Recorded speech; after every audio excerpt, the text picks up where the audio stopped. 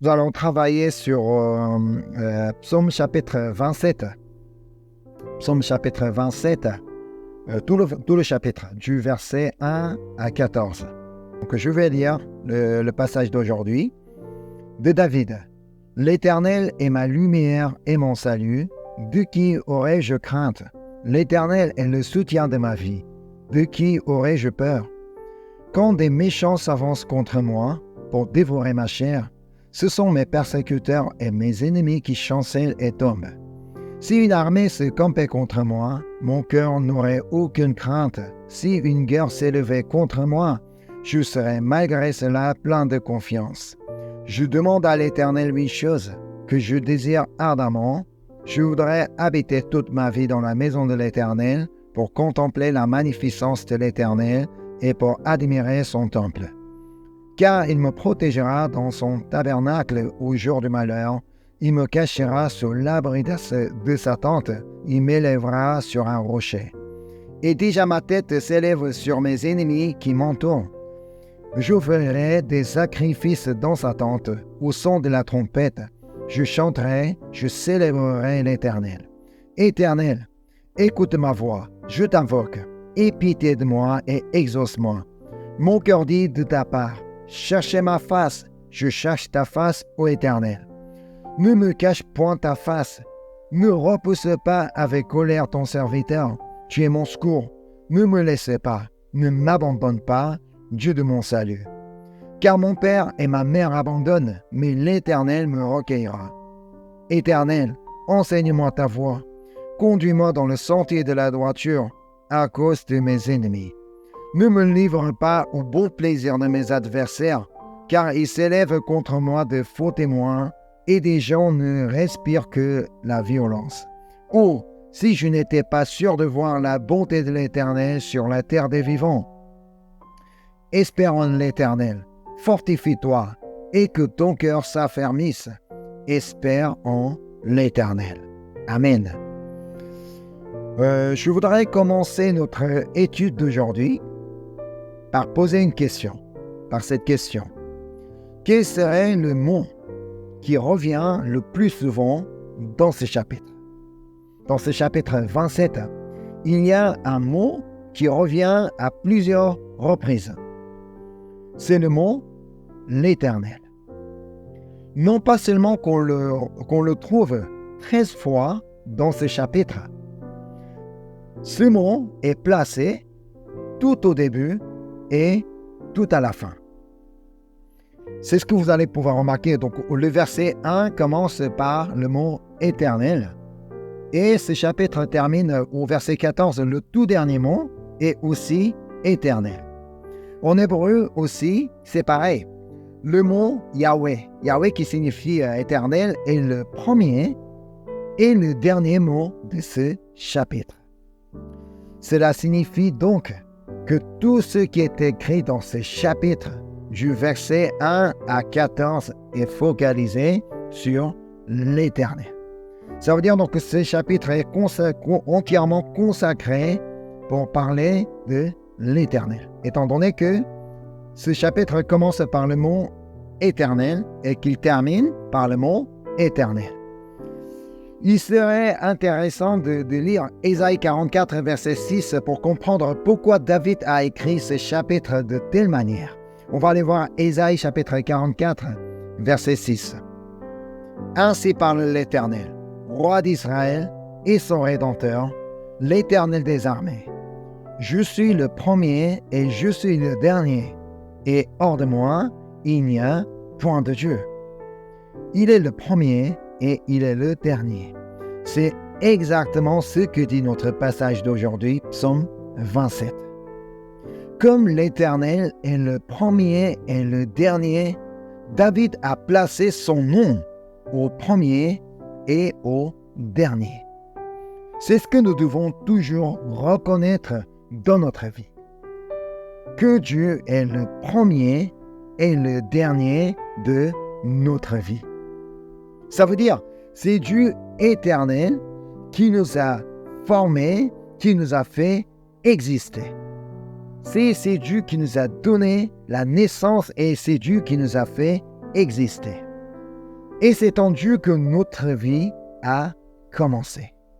Et encore, c'est lui qui mettra enfin notre vie.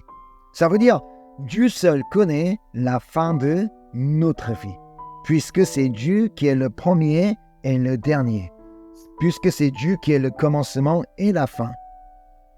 Alors nous, il est impératif de reconnaître, comme nous venons de lire en Ésaïe 44, verset 6, que l'Éternel est notre roi, notre Rédempteur et notre Dieu des armées.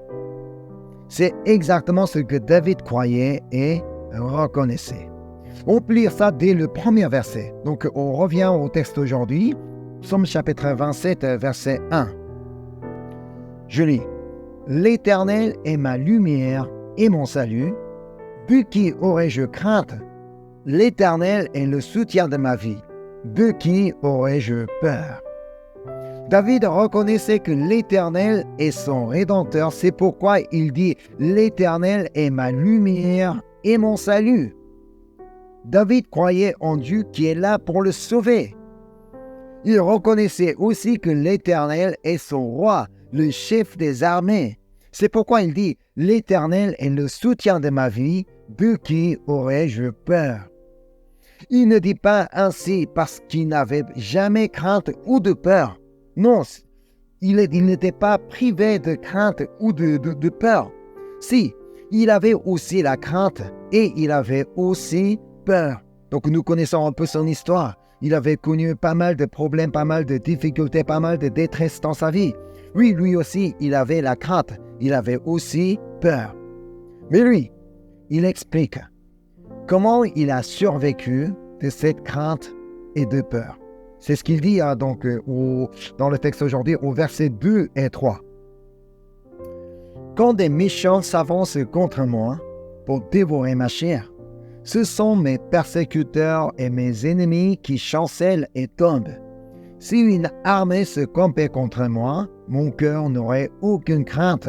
Si une guerre s'élevait contre moi, je serais malgré cela plein de confiance. » Face aux méchants qui s'avançaient contre lui et face à une armée qui se campait contre lui, son cœur ne pouvait avoir aucune crainte parce qu'il était plein de confiance.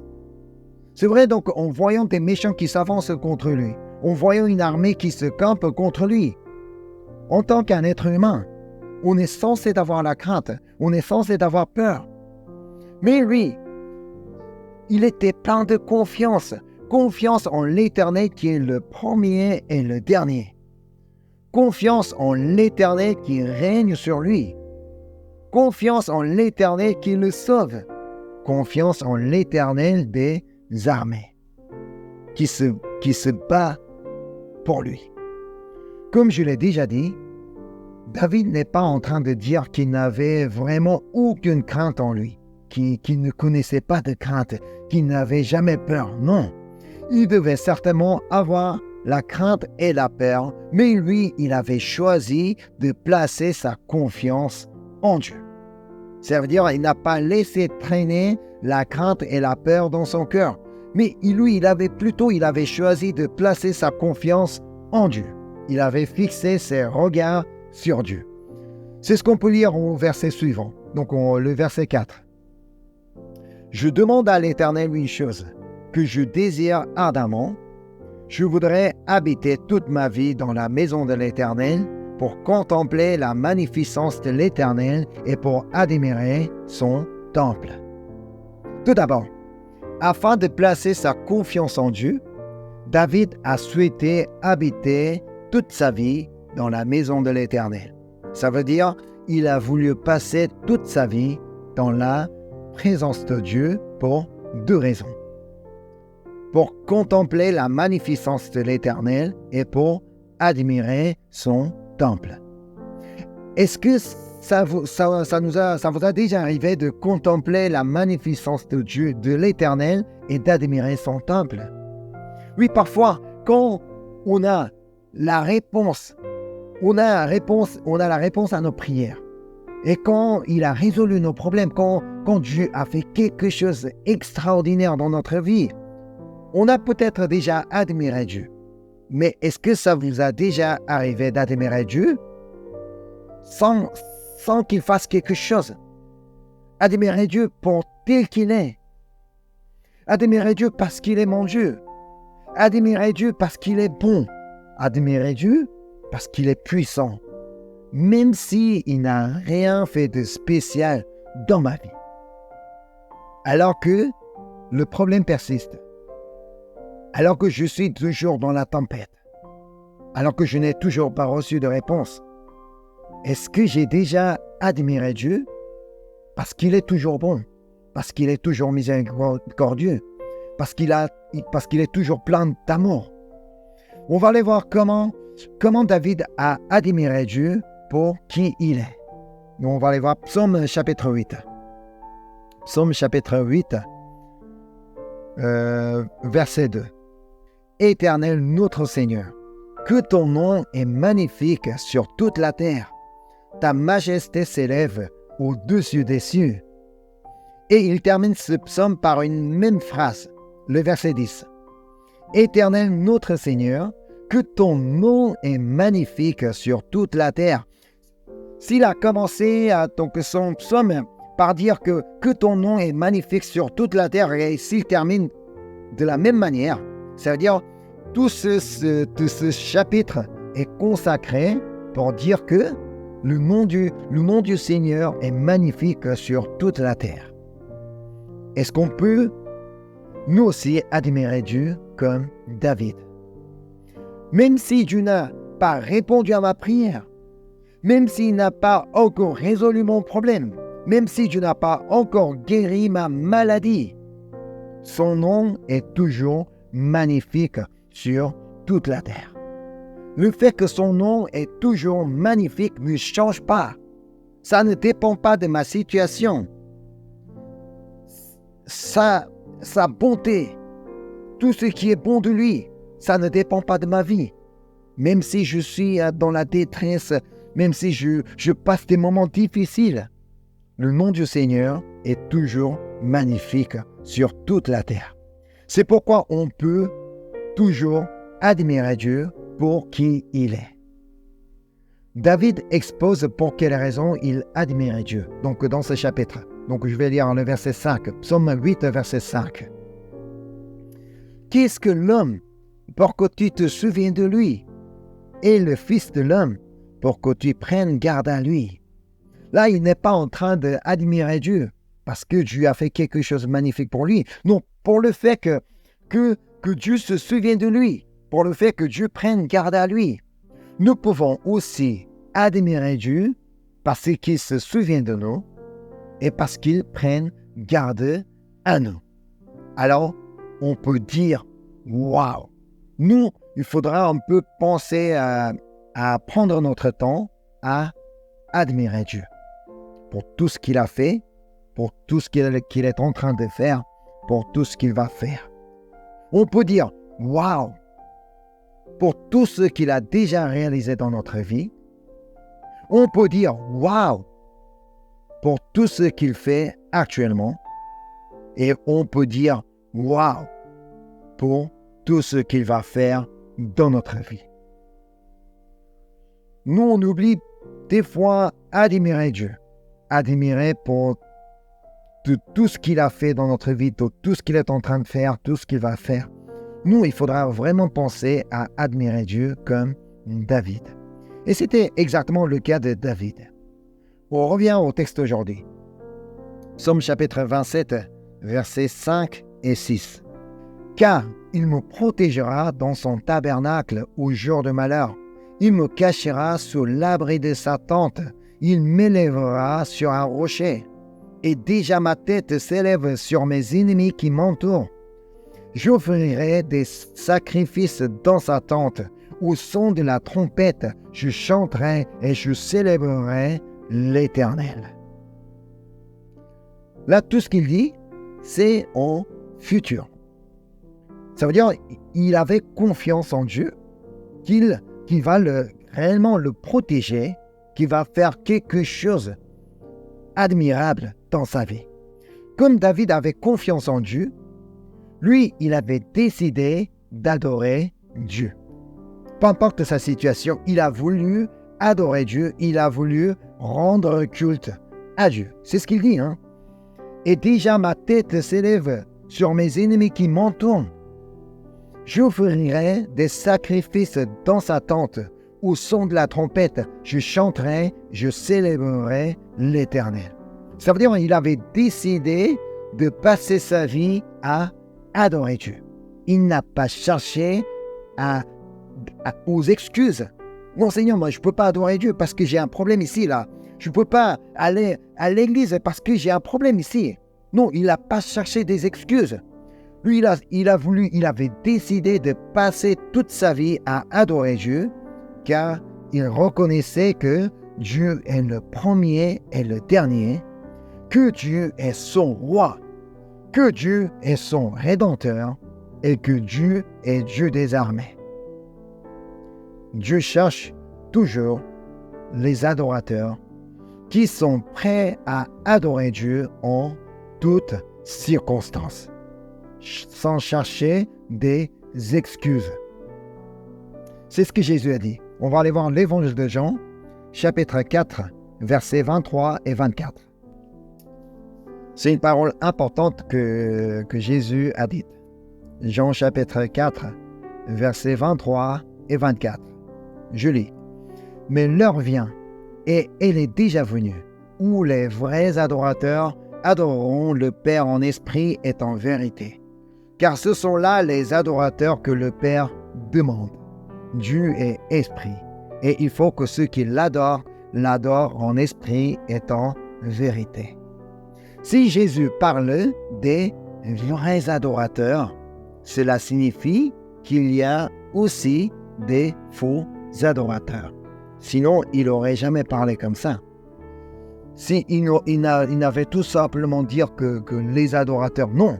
Mais Jésus a dit qu'il y a des vrais adorateurs. Cela signifie qu'il y a des faux adorateurs. Alors, quelle est la différence entre un vrai adorateur et un faux adorateur?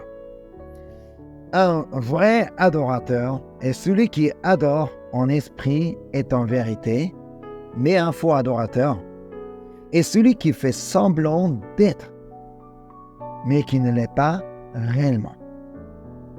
Qu'est-ce qu'adorer Dieu en esprit et en vérité? Nous trouvons la réponse dans Deutéronome chapitre 6, versets 5 et 6. Tu aimeras l'Éternel ton Dieu de tout ton cœur, de toute ton âme et de toute ta force. Et ces commandements que je te donne aujourd'hui seront dans ton cœur. Par exemple, si je suis à l'église pour le culte, le dimanche, je suis là pour le culte, là, je devrais adorer Dieu de tout mon cœur, de toute mon âme, de toute ma force. Aimer Dieu de tout mon cœur, de toute mon âme, de toute ma force, et adorer Dieu de tout mon cœur, de toute mon âme, de toute ma force, ça veut dire c'est la même chose. Parfois, ça nous arrive d'avoir la tête complètement ailleurs, alors que mon corps est toujours dans l'église. Physiquement, je suis présent à l'église, mais ma tête peut parcourir le monde entier. Même si je suis assis à l'église, mais ma pensée peut être complètement ailleurs, dans l'autre côté du continent. C'est ça, ma pensée peut être chez moi, chez mes amis, au travail.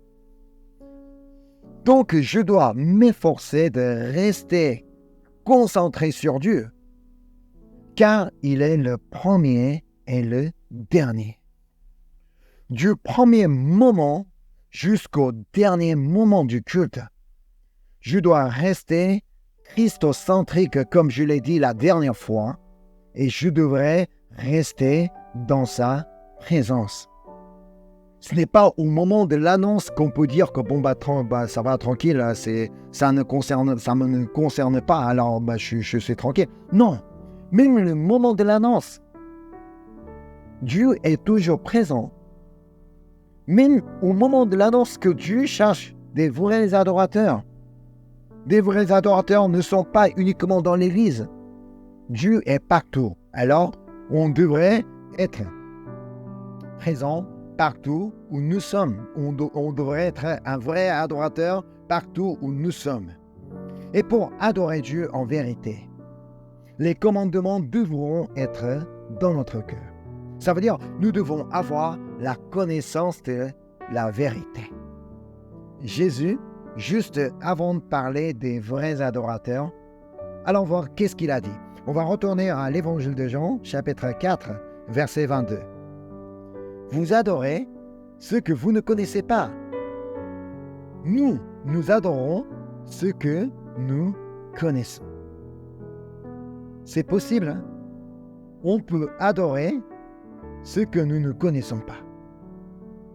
On est là en train d'adorer, parce que tout le monde est en train d'adorer. Je ne sais pas ce que c'est, mais je peux chanter, je peux même prier, je peux faire semblant de faire tout.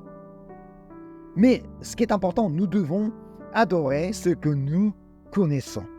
Alors, les vrais adorateurs sont ceux qui adorent ce qu'ils connaissent. Les vrais adorateurs sont ceux qui lisent la parole de Dieu pour connaître Dieu. C'est en lisant la parole de Dieu que nous pouvons connaître que Dieu est le premier et le dernier. Si on ne lit pas la Bible, on ne peut pas savoir que Ésaïe parle ainsi. Et encore dans l'Apocalypse aussi, Jésus parle aussi. Je suis le commencement et la fin. Je suis le premier et le dernier. Je suis l'alpha et oméga. Si on ne lit pas la parole de Dieu, on ne peut pas savoir que c'est écrit comme ça dans la Bible. Nous devons adorer Dieu, un Dieu que nous connaissons, un Dieu qui s'est révélé dans la parole. C'est en lisant que nous parvenons à connaître que Dieu est roi, que Dieu est rédempteur, que Dieu est Dieu des armées. David était un vrai adorateur qui adorait Dieu en esprit et en vérité. J'aimerais que nous le soyons aussi. Et encore, David était quelqu'un qui priait Dieu. On va retourner au texte aujourd'hui, Psaume 27, du verset 7 à 9. Éternel, écoute ma voix, je t'invoque, aie pitié de moi et exauce-moi. Mon cœur dit de ta part, cherchez ma face. Je cherche ta face, ô Éternel. Ne me cache point ta face. Ne repousse pas avec colère ton serviteur. Tu es mon secours. Ne me laisse pas. Ne m'abandonne pas, Dieu de mon salut. Dans la crainte, David priait Dieu de tout son cœur, de toute son âme et de toute sa force. C'est ce qu'on peut comprendre d'après la lecture. D'après ce qu'il a dit, on peut comprendre que David ne priait pas d'une manière légère. Non, David priait Dieu de tout son cœur, de toute son âme, de toute sa force. Vous savez ce que Dieu a promis à ceux qui prient. On va aller voir Jérémie, chapitre 33, versets 2 et 3. Ainsi parle l'Éternel, qui fait ces choses. L'Éternel qui les conçoit et les exécute, lui dont le nom est l'Éternel. Invoque-moi, et je te répondrai. Je t'annoncerai de grandes choses, des choses cachées que tu ne connais pas. Amen. Si on n'invoque pas Dieu, si on ne prie pas, il ne répondra pas. Il ne va pas nous annoncer de grandes choses, des choses cachées que nous ne connaissions pas, tant que nous ne prions pas. David a prié parce qu'il savait que Dieu allait répondre, parce qu'il avait confiance en Dieu. Il avait confiance en Dieu qui lui répond, qui ne le laisse pas et qui ne l'abandonne pas. Il savait que Dieu est toujours là pour l'écouter. En fait, lundi dernier, moi j'étais à la préfecture pour demander le changement de statut. Et c'était pour changer mon titre de séjour de l'étudiant au salarié. C'est vrai que ça fait des années que j'ai renouvelé mon titre de séjour et j'ai l'habitude, je sais comment faire, que je sais comment préparer les documents, tout ça, mais cette fois-ci c'était différent parce que j'allais demander un changement de titre. C'était pour la première fois que j'ai fait des demandes. Bon, en fait, moi, j'étais assis dans la salle d'attente et j'attendais mon tour. Et mon cœur était véritablement rempli de crainte. Je ne savais plus quoi dire. Je ne pouvais pas faire autre chose. Parce que et mon cœur était complètement saisi de crainte. Parce que j'avais peur d'être refusé. Et parce que ça arrive pour les étrangers. Donc, nous qui sommes connectés ici ce soir, donc nous vivons tous à l'étranger. Nous ne vivons pas à notre pays, donc nous sommes à l'étranger. C'est jamais facile. Donc, c'est question du papier et tout ça, donc c'est pas facile. Et j'avais vraiment peur d'être refusé. Ah, si ça ne marche pas aujourd'hui, comment je vais faire? Alors, pour apaiser mon cœur, j'ai décidé de prier et j'ai lu plusieurs fois le passage d'aujourd'hui. J'ai lu Psaume chapitre 27. Parce que c'était ce chapitre-là que j'allais partager, je préparais pour aujourd'hui. Et j'ai lu donc plusieurs fois ce passage, surtout donc, du verset 1 à 3. Donc je relis du verset 1 à 3 du passage d'aujourd'hui. De David, l'Éternel est ma lumière et mon salut. De qui aurais-je crainte? L'Éternel est le soutien de ma vie. De qui aurais-je peur? Quand des méchants s'avancent contre moi pour dévorer ma chair, ce sont mes persécuteurs et mes ennemis qui chancellent et tombent. Si une armée se campait contre moi, mon cœur n'aurait aucune crainte. Si une guerre s'élevait contre moi, je serais malgré cela plein de confiance. Et surtout le dernier verset, le verset 14. Espère en l'Éternel, fortifie-toi et que ton cœur s'affermisse. Espère en l'Éternel. J'ai proclamé à moi-même, espère en l'Éternel. Espère en l'Éternel au lieu de craindre, au lieu d'avoir peur. Espère en l'Éternel.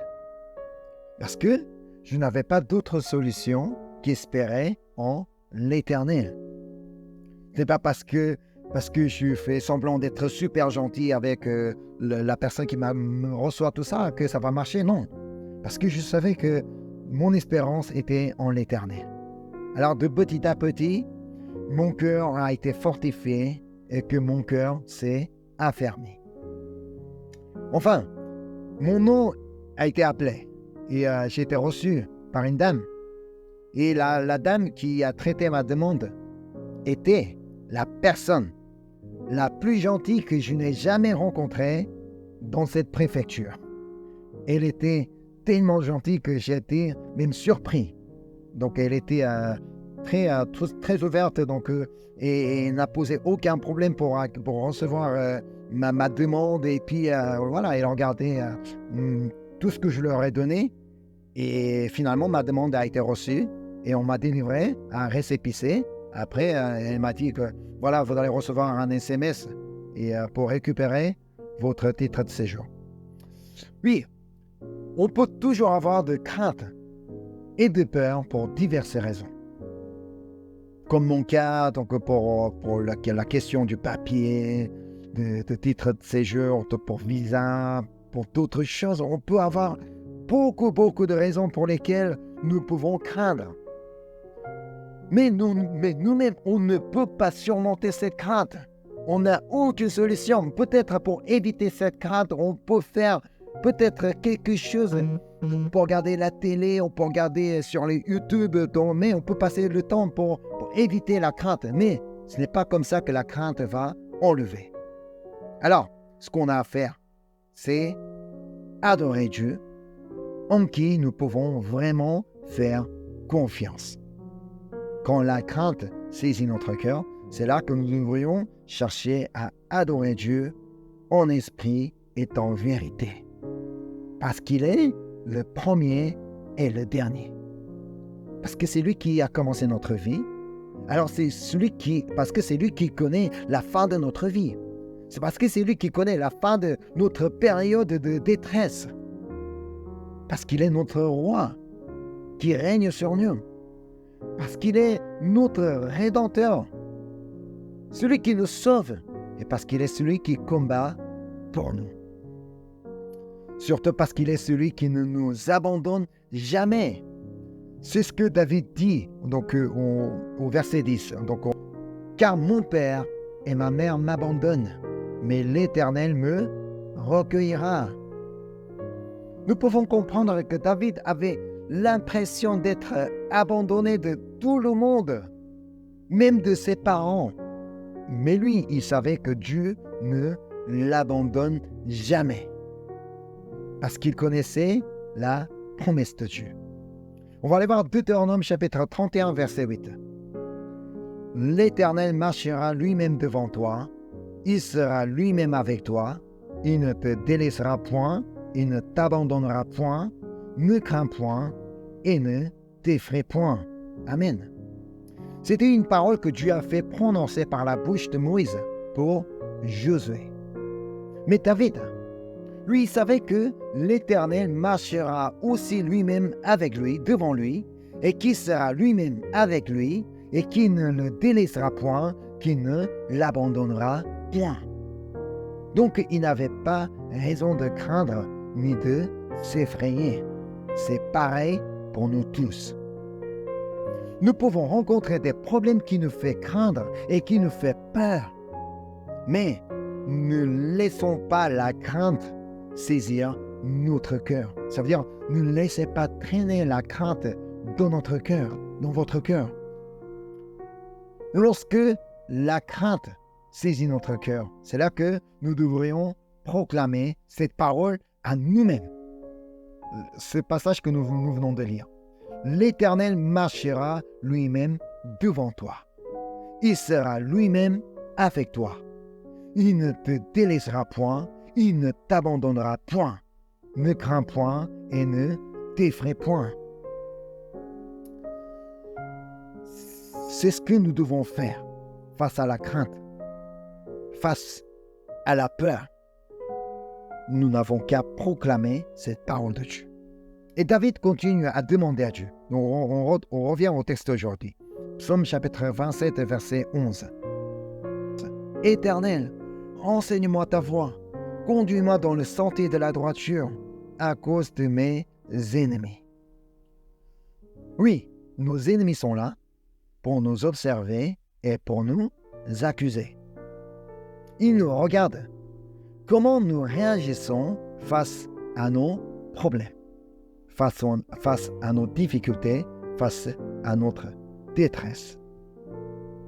S'ils nous voient craindre, découragés, désespérés, déprimés, ils ne vont pas non seulement se moquer de nous, mais ils vont se moquer de Dieu. Parce qu'ils savent que nous sommes chrétiens, parce qu'ils savent que nous croyons en Dieu. Et ils ne vont pas simplement se moquer de nous, mais ils vont se moquer de Dieu. David ne voulait pas ça à tout prix. C'est pourquoi il continue au verset 12. « Ne me livre pas au bon plaisir de mes adversaires, car ils s'élèvent contre moi de faux témoins et des gens qui ne respirent que la violence. » Afin de ne pas laisser agir la crainte en vous, adorez Dieu en esprit et en vérité. Afin de ne pas montrer aux autres que je suis dans des problèmes, alors je suis maintenant découragé, je suis désespéré. Non. Pour ne pas laisser donc montrer donc cette image-là, reconnaissez que Dieu est le premier et le dernier. Celui qui est le premier et le dernier est si bon qu'il ne nous abandonnera jamais. Heureusement, David connaissait combien Dieu est bon. C'est ce qu'il dit au verset 13. « Oh, si je n'étais pas sûr de voir la bonté de l'Éternel sur la terre des vivants. » Qu'est-ce qu'il dit? Ouf! Heureusement que je connais que Dieu est bon. C'est ce qu'il dit, c'est ce qu'il dit, malgré toutes les difficultés qu'il a connues dans sa vie. Il n'a pas été saisi par la crainte, ni par la peur, parce qu'il avait placé sa confiance en Dieu. Au lieu de regarder ses problèmes qui est en face de lui, il avait levé les yeux, il avait fixé ses regards sur Dieu. Parce qu'il savait que Dieu est le premier et le dernier de sa vie. Alors, si vous reconnaissez également que Dieu est le premier et le dernier de votre vie, espérez en l'Éternel. Espérez en l'Éternel au lieu de craindre votre situation. Si vous continuez à méditer votre problème, vous allez finir votre vie par craindre. Mais si vous continuez à espérer en l'Éternel, voici ce qui va se passer pour ceux qui font confiance en Dieu, pour ceux qui espèrent en Dieu. On va aller voir Philippiens chapitre 4, verset 7. Et la paix de Dieu, qui surpasse toute intelligence, gardera vos cœurs et vos pensées en Jésus-Christ. Amen. Parce que Jésus nous a promis qu'il sera avec nous tous les jours jusqu'à la fin du monde. Rappelons que le passage d'aujourd'hui, Psaume 27, commence par l'Éternel et termine par l'Éternel. Notre vie est de même. Notre vie commence par l'Éternel et notre vie termine par l'Éternel. L'Éternel connaît tout de nous, comme il est le premier et le dernier. Il connaît vraiment tout de nous. Alors, nous n'avons qu'à l'adorer en esprit et en vérité, qu'à placer notre confiance en lui et qu'à reconnaître qu'il est le premier et le dernier de notre vie. Ainsi, la paix de Dieu, qui surpasse toute intelligence, gardera nos pensées et nos cœurs et nos pensées en Jésus-Christ. Amen. Face à nos problèmes, face à nos difficultés, nous pourrons toujours avoir la crainte et de peur. Mais c'est là que nous devrions encore une fois placer notre confiance en Dieu. C'est là que nous devrions encore une fois adorer Dieu en esprit et en vérité. Et c'est là que la paix de Dieu qui surpasse toute intelligence gardera vos cœurs et vos pensées en Jésus-Christ. Amen. Amen. Je vais prier. Merci Seigneur. Merci parce que tu es le premier et le dernier de notre vie. Merci parce que tu es bon. Merci parce que tu es miséricordieux. Merci parce que tu as fait tellement de bonnes choses dans notre vie et tu le fais encore et tu vas le faire encore dans notre vie. Seigneur, même si nous connaissons des problèmes ou des difficultés dans notre vie, nous n'allons pas laisser la crainte saisir notre cœur. Plutôt, nous voulons continuer à t'admirer, Seigneur. Nous voulons continuer à t'adorer en esprit et en vérité, Seigneur. Nous voulons continuer à placer notre confiance en toi. Et nous voulons toujours reconnaître que tu es le premier et le dernier de notre vie. Ô Saint-Esprit, aide-nous, afin que nous ne laissions pas la crainte saisir notre cœur. Et nous voulons plutôt que la paix de Dieu qui surpasse toute intelligence garde nos pensées et notre cœur en Jésus-Christ. Merci pour ta grâce, merci pour ta parole, merci pour tout ce que tu as fait. Je te remercie et je te prie au nom de Jésus-Christ. Amen.